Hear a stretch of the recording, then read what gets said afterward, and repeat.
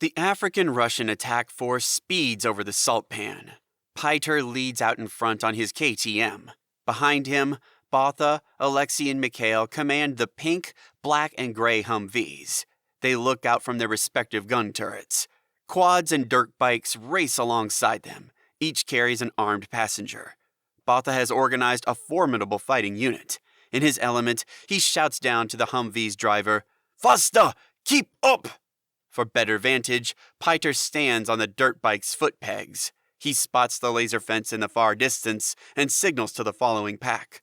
Botha also sees it, and he shouts down, "The laser ahead! We head for the tower!" The convoy follows Piter's bike and advances toward the lethal fence.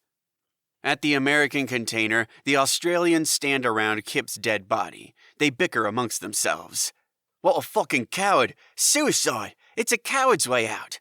"Well, at least he's out." "Yeah, he escaped and we're still here, right in the middle of all this shitstorm." "Without a paddle." "Oh, shitstorming an M16. Fucking hell. We've just got ourselves to blame." "What are you saying?" "Because we did nothing, and we've done nothing. We just dicked around back there and talked a lot of crap. No one took this thing seriously." "Hey, speak for yourself." "I didn't hear you coming up with any ideas." "Yeah, he's right. You've just been sitting around and stuffing your face with biscuits and packets of raisins." "I was hungry." "Fuck hungry. We should have started looking for these codes pronto. That's what we should have done." "Yeah, pronto." Silence. "Well, now what?"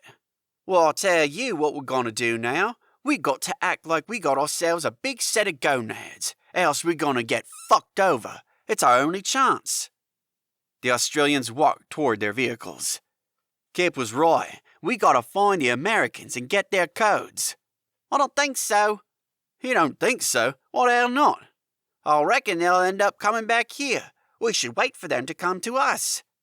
"Hey, dingo brain, why would they come back to their own container?"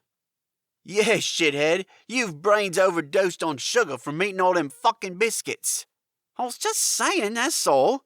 "Yeah, well, you're saying wrong. You're talking shit." "Yep, he's talking shit again. We gotta leave and track down those Americans." "And what if we don't find them?" "Well, then at least we've tried." "Yeah, mate, at least we'll have a fighting chance." The clocks on their collars count down. 2:45:07, 2:45:06, 2:45:05. "Well, if any of you got any better ideas, say them now, 'cause we only got about 3 hours left." "Yeah, say your piece now, else we're out of here." The Australians eyeball each other. An Australian woman, who has been silent up until now, speaks up. "What we should do," she steps forward and turns toward her teammates, "is head back to our container." "No point, lady. We got our code already. Next."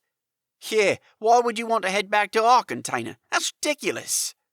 "Because Kip was wrong," the Australian woman says. "Don't focus on the Americans. Whichever team has the most codes, they still have to find us or our container, or else they're still screwed as we are." "What if they found it already?" "Yeah, then we are fucked." "Small chance. We only left an hour ago," the Australian explains. "Listen, all we have to do is head back to our container. Then we kill whoever comes to find us, and we get all the codes and money. We win the game." "All we have to do? All we have to do? You really are fucking crazy." "Yeah, I think so. I think I am now, and you'd better get crazy too." The Australian woman jumps into the Humvee and starts it. "So if no one's got anything else to say, then what the fuck are we all waiting around here for?" The African-Russian convoy pulls up next to the laser fence. Piter skips off his KTM and walks over to Carlos's headless body and mangled bike. "The South American?" Botha calls over. "Yes," Peter points to Carlos's severed head on the other side of the laser fence. "The rest of him is over there." Botha heaves his huge frame down from the Humvee and walks over to the laser fence. He shakes his head in disbelief. "I have never seen anything like this. Never in my life." Alexei joins him. "It is endless. We may as well be behind the wire in a labor camp on the Siberian tundra. Or a British concentration camp on the Veld," Botha says. After the Americans tried to kill me, they somehow must have pulled the bike through the lasers and recovered the case, Piter explains. Alexei walks over to the laser tower and opens the transformer's door. He inspects the Q switch. Do not waste your time, Alexei. If there was a way through, the Americans would have found it, Botha tells him. The bike? Alexei says. Botha points to the rear of the Humvee. They used the winch and a grappling hook, then a perfect shot. Ingenious and capable. Botha looks through the laser fence and toward the mountaintops on the far horizon. This is not Africa. Or Russia, Alexei says. Then where are we? Mikhail asks. We are here, and that is all that matters. Botha walks over to Carlos's body. He kneels on one knee and inspects the gruesome sight. As he does so, he notices a column of small ants emerge from a small crack in the salt pan. They form a black line and march toward Carlos's severed neck. The insects begin to feed on its ragged and shredded edges, then carry tiny morsels of dry blood and skin back to their underground nest. Botha places his hand near the ant column. A single ant crawls onto his hand. The South African stands up and examines the ant as it darts all over his palm and tries to escape its new universe. He watches it for a few more seconds, then says, See, my brothers, this small, brave one does not fear me.